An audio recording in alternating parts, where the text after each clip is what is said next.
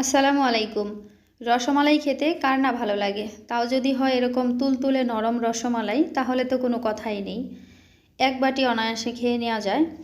আজকের রসমালাই তৈরি করছি আমি মিষ্টি কুমড়ো দিয়ে। অবাক হচ্ছেন? অবাক হওয়ার কিচ্ছুটি নেই। রেসিপিটি দেখলেই বুঝতে পারবেন কতটা সহজ এবং সুন্দর রেসিপিটি। তো আপনাদের ঘরে যদি মিষ্টি কুমড়া থেকে থাকে তাহলে দেরি না করে এখনই আপনারাও আমার মতো রেসিপিটি তৈরি করে নিন। এখানে আমি নিয়েছি মিষ্টি কুমড়ো ব্লেন্ড করে নিয়েছি সুজি, চিনি আর অল্প পরিমাণে চালের গুঁড়া। আপনারা চালের গুঁড়ার পরিবর্তে ময়দাও দিতে পারবেন। তো এখানে প্রথমত কড়াইয়ে সামান্য পরিমাণ তেল দিয়ে যখন তেলটা একটু গরম হয়ে আসবে তখন সুজি দিয়ে খুব ভালো করে নেড়ে এটাকে ভেজে নিতে হবে। অল্প আঁচে ভেজে নেবেন যেন সুজিগুলো পুড়ে না যায়। তো এবারে যখন সুজিগুলো ভাজা হয়ে যাবে এখন আমি দিয়ে দিচ্ছি চালের গুঁড়া। এখানে হয়তো বা 4 টেবিল চামচের মতো আছে। আপনারা আপনাদের প্রয়োজন অনুযায়ী চালের গুঁড়া, সুজি এই উপকরণগুলো কমিয়ে কিংবা বাড়িয়ে দিতে পারবেন। তো এই পর্যায়ে দিয়ে দিচ্ছি পানি। এখানে খুব বেশি পরিমাণে পানি দিয়ে একেবারে হালুয়া তৈরি করার দরকার নেই। অল্প পরিমাণে পানি দিয়ে এটাকে খুব ভালো করে মিশিয়ে নিতে হবে। এ পর্যায়ে এসে দিয়ে দেব চিনি। এখানে প্রায় 5 থেকে 6 টেবিল চামচের মতো চিনি আছে। তো চিনিটা দিয়ে খুব ভালো করে মিশিয়ে নেব। চিনি দেওয়ার পর কিন্তু একটু পানি ছেড়ে দেবে। তো এটাকে খুব ভালো করে মিশিয়ে নিতে হবে যাতে দলা পাকিয়ে না যায়। এরপর এই পর্যায়ে দিয়ে দিচ্ছি আমি ব্লেন্ড করে রাখা মিষ্টি কুমড়া। এটাকে আমি খুব ভালো করে ছোট ছোট টুকরো করে কেটে ধুয়ে তারপর ব্লেন্ড করে নিয়েছিলাম। সামান্য পরিমাণ লবণ এড করে দিলাম। যারা মিষ্টি খাবারে লবণটা অপছন্দ করেন তারা স্কিপ করবেন। এরপর এই সমস্ত উপকরণগুলো খুব ভালো করে অল্প আঁচে মিশিয়ে নিতে হবে। বেশ কিছুক্ষণ জাল করে মিশিয়ে নেওয়ার পর কালারটা এরকম হয়েছে। এ পর্যায়ে সামান্য পরিমাণ ঘি দিয়ে দিব, তাহলে মিষ্টি কুমড়ার যে একটা স্মেল আছে, কাঁচা গন্ধ, সেটা চলে যাবে। আর আমি অফ ক্যামেরাতে সামান্য পরিমাণ এলাচের গুঁড়ো দিয়েছিলাম, আপনারা চাইলে একটু এলাচের গুঁড়াও দিয়ে দিতে পারেন। তো এবার এটাকে খুব ভালো করে মিশিয়ে নিয়ে আরও বেশ কিছুক্ষণ জাল করে ডোটা একটু শক্ত করে নেব। তো দেখতেই পাচ্ছেন অনেকটা শক্ত হয়ে গিয়েছে। আরও শক্ত হয়ে যাবে যখন এটা ঠান্ডা হয়ে আসবে। এবারে এটাকে আমি নামিয়ে নিয়ে ঠান্ডা করে নেব এবং ঠান্ডা করে নেওয়ার পর হাতে সামান্য ঘি মাখিয়ে এভাবে করে আমি রসমালাইয়ের শেপ দিয়ে নিয়েছি। এটা অফ ক্যামেরায় করে নিয়েছি, আসলে এটা দেখানোর মতো কিছু নেই। এইভাবে আমরা সবাই বানাতে পারি।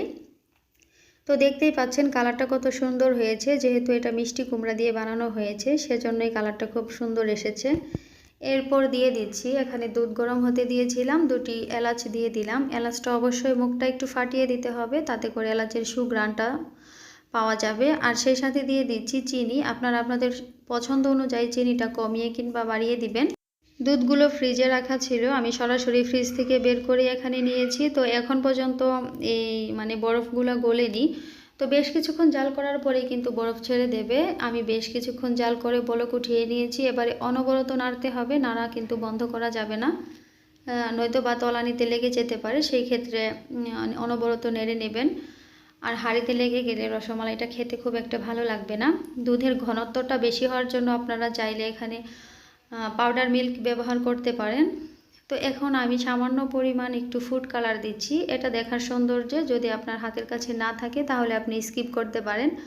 তো এবারে আবারও অনবরত জাল করে নিতে হবে এটাকে। একেবারে আমি এখানে হাফ লিটার দুধ নিয়েছিলাম, এটাকে আমি কমিয়ে একেবারে 250 করব। তো আপনারা চাইলে আপনাদের প্রয়োজন অনুযায়ী আরও বাড়িয়ে কিংবা কমিয়ে দেবেন।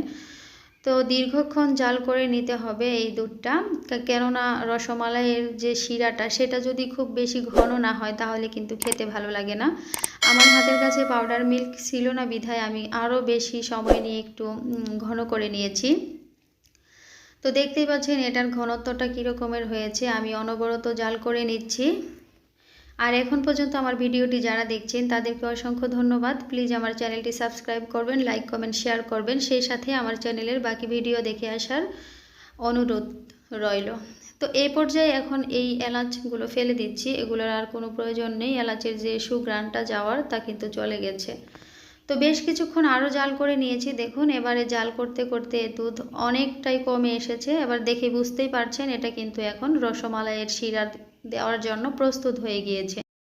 এবারে আর জাল করার কোনো প্রয়োজন নেই, এটা রসমালাইয়ের শিরার জন্য প্রস্তুত হয়ে গিয়েছে। এখন যে আমি রসমালাই বানিয়ে রেখেছিলাম সেগুলো সরাসরি দিয়ে দিচ্ছি। চুলার আঁচটা আমি বন্ধ করিনি এখনও, চুলার আঁচটা একেবারে কমিয়ে রেখে আপনারা দিয়ে দেবেন। এটা কিন্তু গরম অবস্থাতে দিলেও ফেটেও যাবে না কিংবা ভেঙেও যাবে না। দেখুন আমি নেড়ে নিচ্ছি, একটু সামান্য আলতো হাতে নেড়ে নেবেন, খুব বেশি জোরে নাড়ার কোনো প্রয়োজন নেই। এবার নেড়ে নিয়ে এটাকে আমি ঢেকে রেখে দেব প্রায় ঘন্টাখানেকের মতো। আপনারা চাইলে সারা রাতও রেখে দিতে পারেন বা 4-5 ঘন্টাও রেখে দিতে পারেন, তাহলে সেই ক্ষেত্রে খেতে আরও ভালো লাগবে আর রসমালাইগুলো ফুলে আরও ডাবল হয়ে যাবে। তো আমি ঢেকে রেখে দেব প্রায় 1 ঘন্টার জন্য। 1 ঘন্টা পর ফিরে এলাম। এবারে আমি ঢাকনাটা খুলে নিচ্ছি। দেখুন মাশাআল্লাহ অনেক সুন্দর হয়েছে রসমালাইগুলো, দেখতে যতটা লোভনীয় হয়েছে খেতেও কিন্তু অসাধারণ হয়েছিল। যাদের বাসায় ছোট বাবু আছে, যারা মিষ্টি কুমড়া খেতে খুব একটা পছন্দ করে না, তাদের জন্য এভাবে রেসিপি করে দিতে পারেন, অনায়াসে খেয়ে নেবে। সেই সাথে বড়রাও কিন্তু এই রেসিপিটি খুব বেশি পছন্দ করবে। আর দুধের ছানা কাটা ছাড়া, কোনো ঝামেলা ছাড়া এই রেসিপিটি তৈরি করে নেওয়া যাবে স্বল্প সময়ের ভিতরেই। ঘরে থাকা অল্প উপকরণ দিয়েই ঝটপট তৈরি করে নেওয়া যাবে এই রেসিপিটি। আপনি চাইলে সারা রাত ভিজিয়েও রাখতে পারেন, আবার অল্প সময় রেখেও খেতে পারেন। আমি প্রায় 1 ঘন্টার মতো ভিজিয়ে রেখেছিলাম, তাতেই দেখুন কতটা ফুলকো হয়েছে, কতটা রসালো হয়েছে। দেখে নিশ্চয়ই বুঝতে পারছেন কতটা লোভনীয় হয়েছে। আসলে মিষ্টি কুমড়া দিয়ে যে রসমালাই তৈরি করা যায় সেটা সত্যি অভাবনীয় একটি বিষয়। আপনারা অবশ্যই তৈরি করে দেখবেন। মিষ্টি কুমড়া দিয়ে অনেক ধরনের রেসিপি করা গেলেও এই রেসিপিটি আমি ফার্স্ট তৈরি করেছি বাসায়। এর আগে মিষ্টি কুমড়া দিয়ে আরও ভিন্ন ধরনের অনেক রেসিপি তৈরি করেছিলাম, যেগুলো আমি ভিডিওতে আপলোড করিনি, কিন্তু এই রেসিপিটি আমার কাছে খুব ভালো লেগেছে, তো সেজন্যই আমি আপলোড করলাম। আমি আপনাদেরকে একটু কেটে দেখাচ্ছি। দেখুন এটা কতটা তুলতুলো নরম হয়েছে। তো আমি খুব সহজভাবে আপনাদেরকে দেখানোর চেষ্টা করেছি। রেসিপিটি যদি ভালো লেগে থাকে তো প্লিজ আমার চ্যানেলটি সাবস্ক্রাইব করবেন, লাইক কমেন্ট শেয়ার করবেন। সেই সাথে আমার চ্যানেলের বাকি ভিডিওগুলো দেখে আসতে পারেন, সেখানেও অনেক ধরনের ভিন্ন রকমের রেসিপি দেওয়া আছে। তো আজকের মতো এখানেই বিদায় নিচ্ছি। সবাই ভালো থাকবেন, সুস্থ থাকবেন। আল্লাহ হাফেজ। আসসালামু আলাইকুম।